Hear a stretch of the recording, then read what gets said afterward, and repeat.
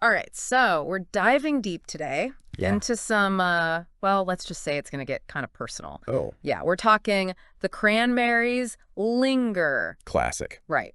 And I know a lot of you guys requested this deep dive, wanted to really unpack the lyrics, and honestly, I get it. This song, it just hits different. It's funny how certain songs just totally capture a moment in time. Totally. Like, it's so 90s, but not quite grunge, you know? There's Yeah. this rawness, this honesty to it that just, I don't know, it still gets me. It's fascinating, actually. Linger manages to kind of transcend generations. Like, yeah, it's a total 90s time capsule, sonically speaking. Yeah. But the emotions it taps into, that's what makes it timeless, you know? Absolutely. And that's what we're here to unpack. Like, why does this song about heartbreak still resonate so deeply? It's true. And for me, I think it starts right from that first line. If you could return, there's this pleading there, almost a desperation that I think anyone who's ever been, hung up on someone understands that feeling. And the repetition too, that if you that wasn't just a Cranberries thing either. Like, that was such a hallmark Yeah. of 90s music in general, Mm. almost like this echo, Right. of that yearning, that inability to let go. Yeah, yeah. But then it gets even more real, like right away. So why were you holding her hand? Talk about a gut punch. That's betrayal, plain and simple.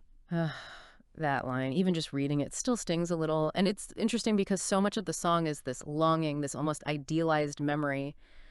But then, bam, it hits you with the reality of the situation, which I guess leads us to the chorus. And man, what a chorus.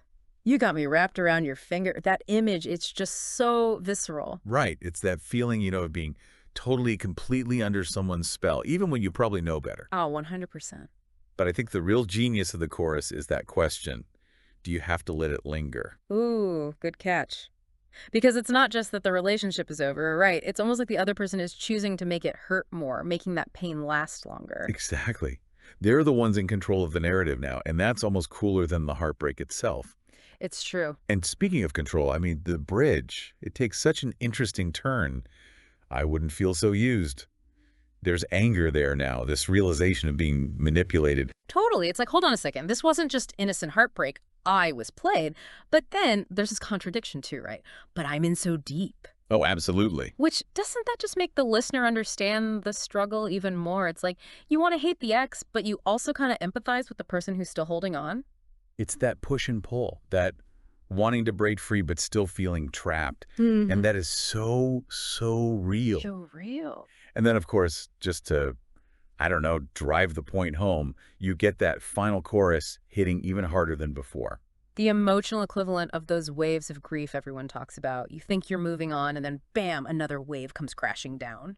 And that repetition, it really mirrors that cyclical nature of heartbreak, the way these feelings can be so all-consuming. And maybe that's why it still resonates. Maybe that's exactly why. Linger captures that rawness, the messiness, the complexity of heartbreak, that blend of longing, anger, confusion.